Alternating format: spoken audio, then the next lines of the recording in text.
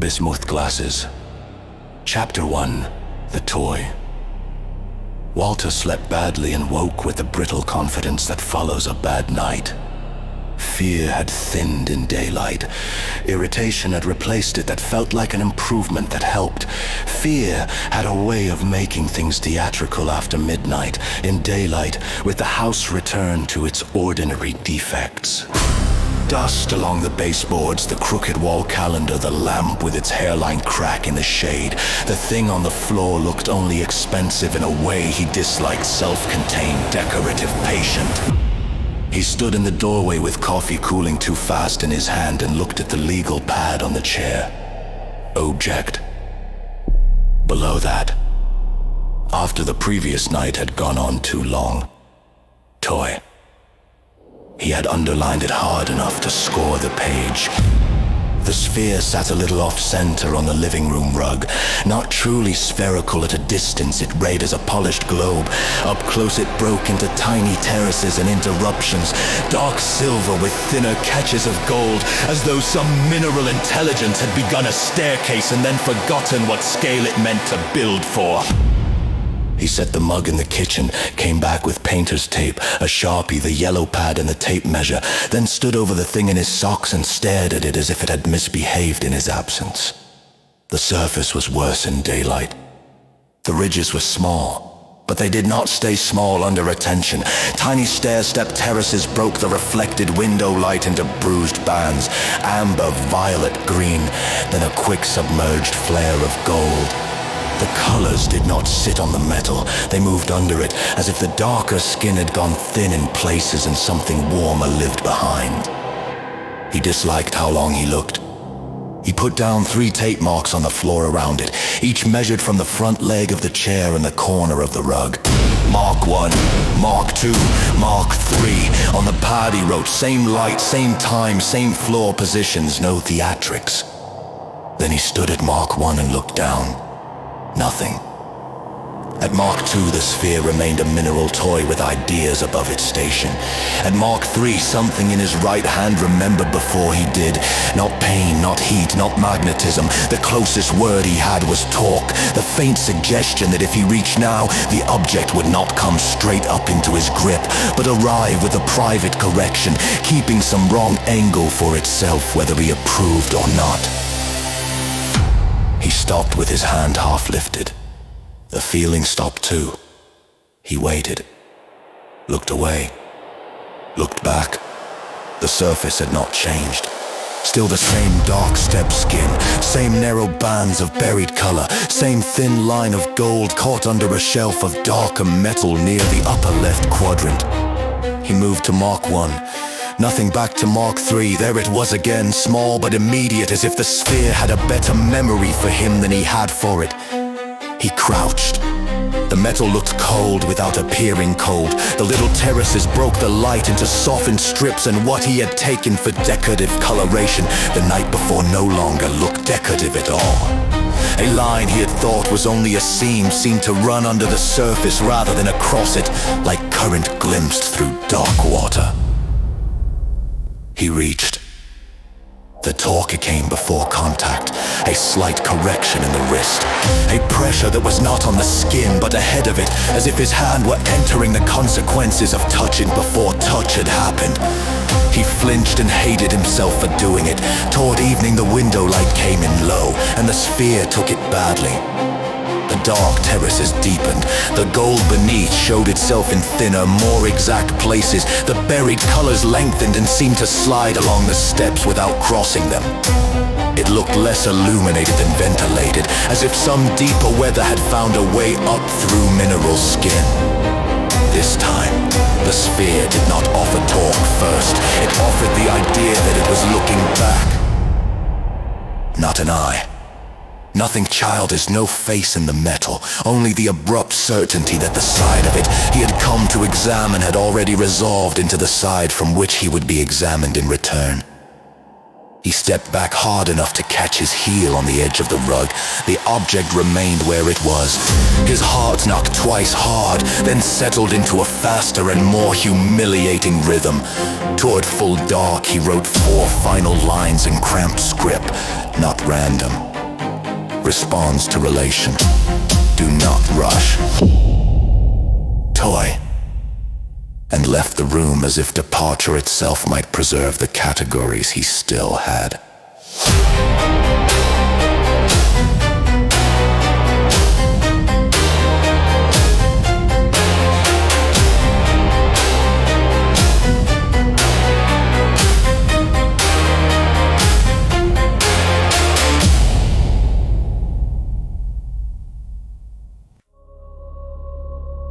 Chapter 2.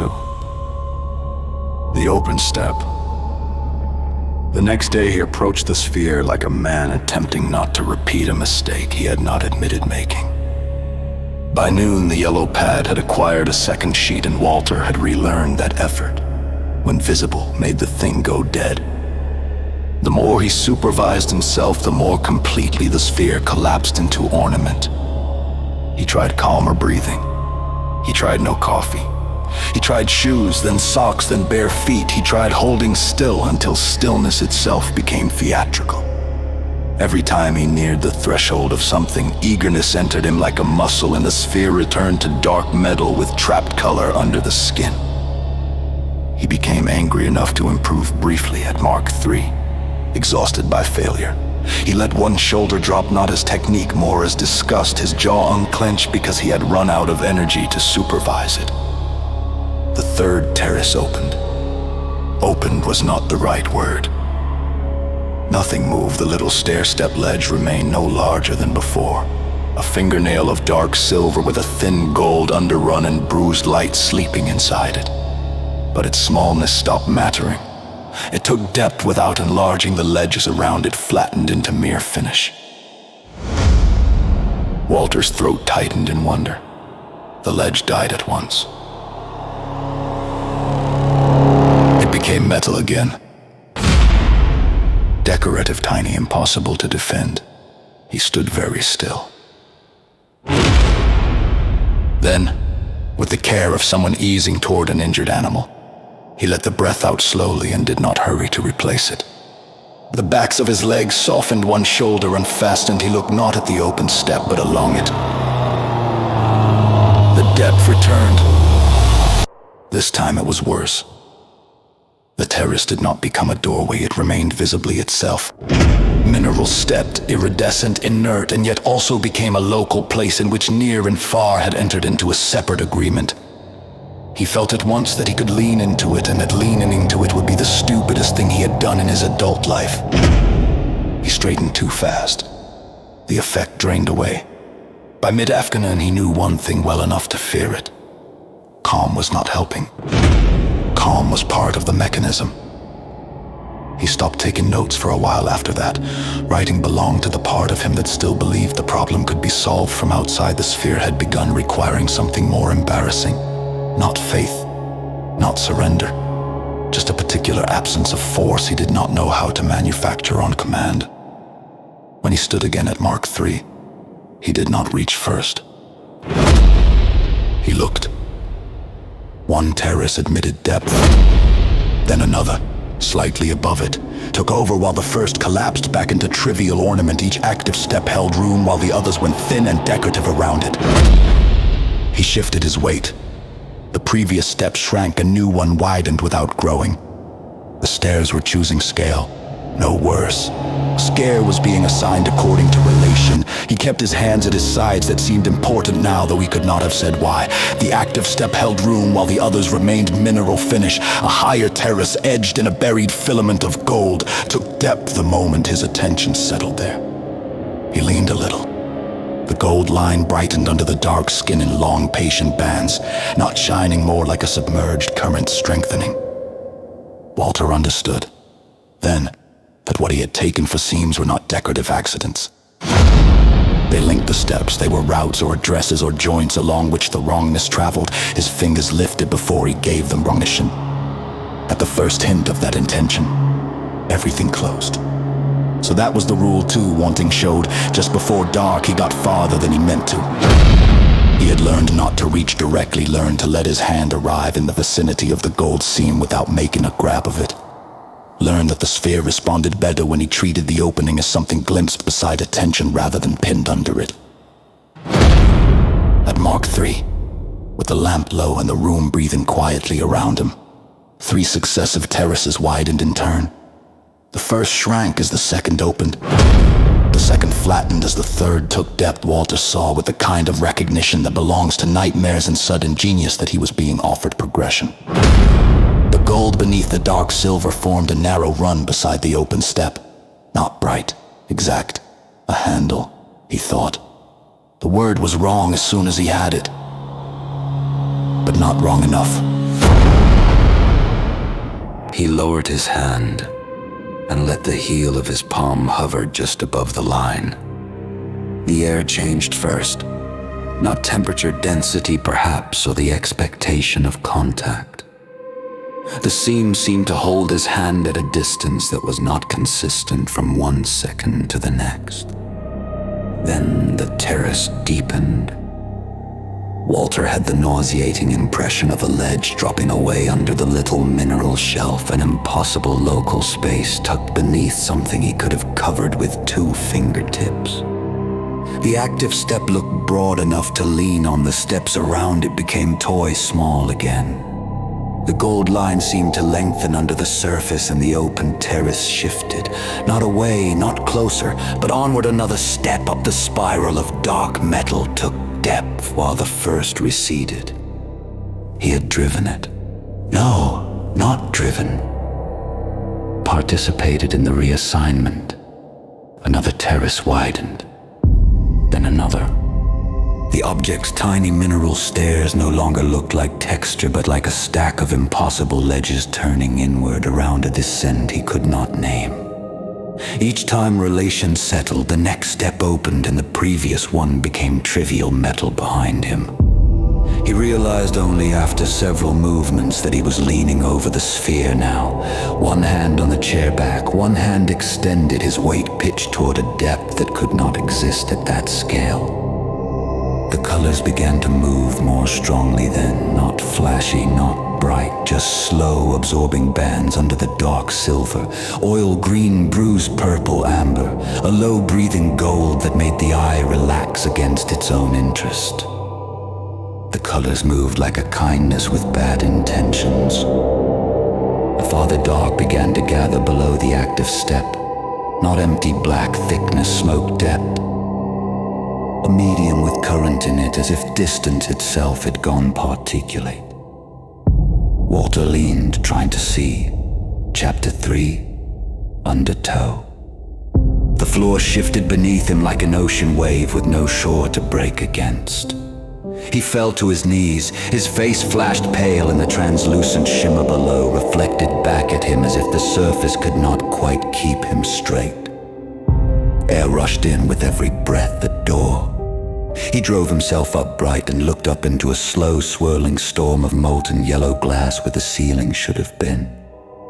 The edge of the floor curved away out of sight. The nearest step looked grotesquely handmade, like a child's bright attempt at structure carried out with complete sincerity and no understanding of consequence. For a second he thought he was still in the room and that the room had simply changed its mind about scale. Then the opening beneath him widened, the floor rolled farther under his knees, and the lie became too large to manage. He had not stepped through anything, he had fallen into reassigned distance above him. If above still applied, the mouth through which he had dropped remained visible as a bright domestic wound. The lamp yellow, the chair on its side, the familiar room stretched thin around the object that was no longer a sphere from here. It looked like a worked shoreline holding back a much larger weather. He reached for it in reflex. The act of reaching altered everything. The visible opening sheared sideways, not moving but becoming elsewhere in the geometry. Walter felt a drag begin under his ribs, and along the backs of his knees a broad, slow pull like current taking hold of cloth. The black around him was not vacuum and not water. It was particulate, suspended, mobile smog with tide in it, vast fields of soot-fine matter hung in streamers and curtains, and where they crossed unseen gold structures farther off, the dark brightened by subtraction. He tried not to panic, and panicked exactly that way. The medium answered at once. The drag increased, his legs turned useless, then absent, then merely far away. He had the hideous sensation that his body was being distributed across conditions rather than carried intact through space. Don't force, some faithful idiot part of him thought. That lesson had been cheap upstairs. Here it was, the difference between orientation and dissolution. He let his arms drift outward, the pull along his body changed, not weaker. More legible, there were currents in the black bands of motion, too broad to see directly and fearable only by what they did to him. When he locked against them, they took him whole. When he yielded by degrees, he could feel their structure. Far off, something turned. At first he thought it was a star field rotating behind fog. Then he understood it was an edge, a galactic margin or something. His mind borrowed that phrase to survive. A vast curvature of dim particulate light moved with such scale that motion became philosophy before it became event. He wept once, briefly, without feeling it in his face. He had learned to drive for perhaps 40 seconds. That was the obscene proportion of it. A room, a rug, a mineral toy, his own cheap triumph with the gold seam, and now this. Something luminous passed below him.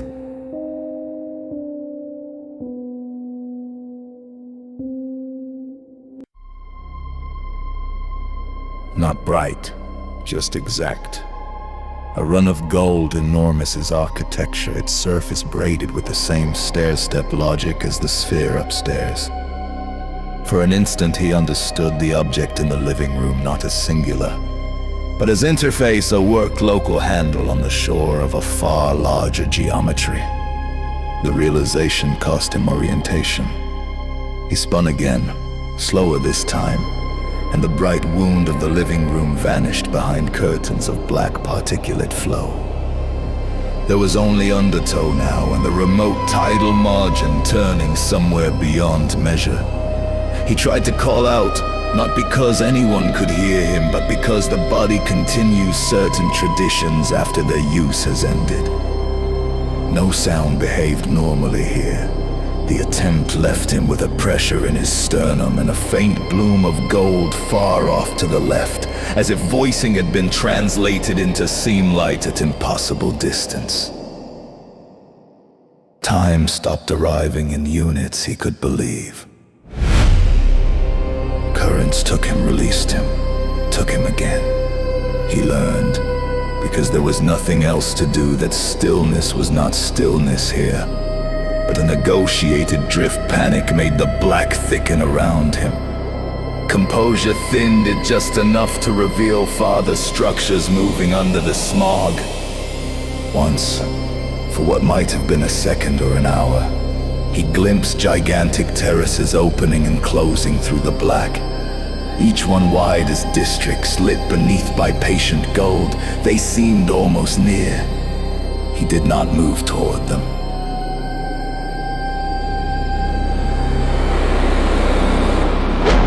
He understood now what the sphere had been teaching him, and how incomplete the lesson had been. Calm granted access, but access was not passage, and passage was not survival. The dark smog thickened by slow degrees until even the remote seam light came through as muted bruises under ash.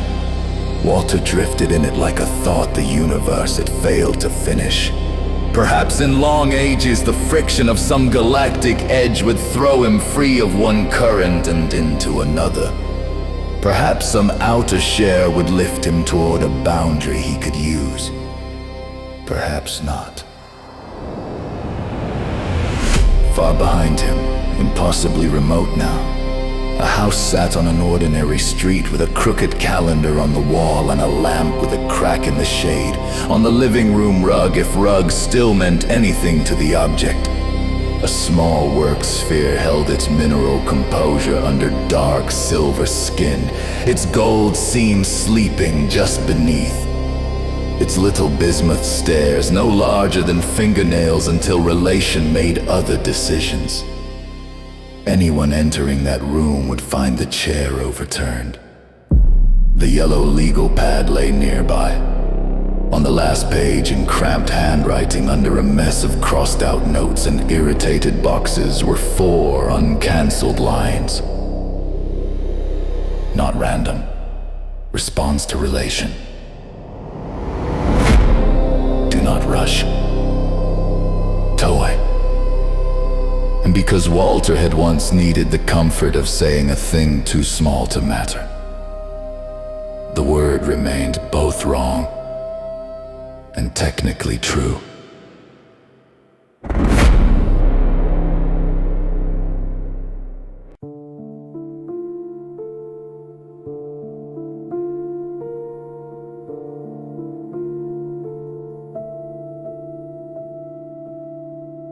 Built my walls in irrational steps, every landing a ratio that never repeats. Nothing gets in, nothing gets through. I'm the most private thing in the room. Staircase geometry, golden and steep. Fractures I buried where nobody speaks.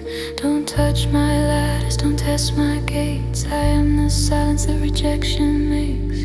I'm not touching, I'm adjacent.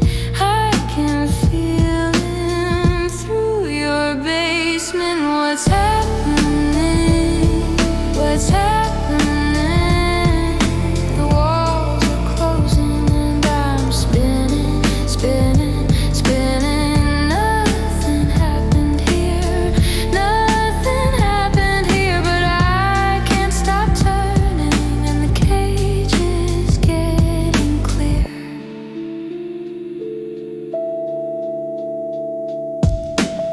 I never learned how to hold my ground. Every hand that pulled, I just came around. Soft and yellow, relativistic glow. I color everything I don't mean to know. She reached through the lattice, I felt her grip. Electron fingers on a sinking ship. I gave because that's what I've always done. Compress myself toward a darker sun. Gallium pulls and gold collapses.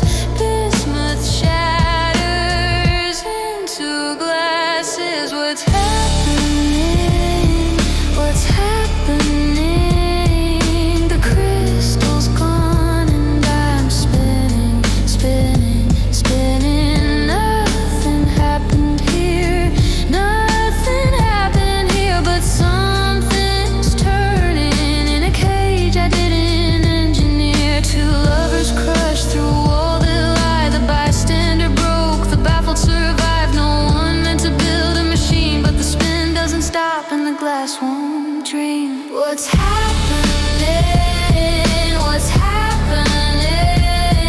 I'm the consequence of spinning, spinning, spinning. Nothing happened here, nothing happened here, but the light bends inward and the seam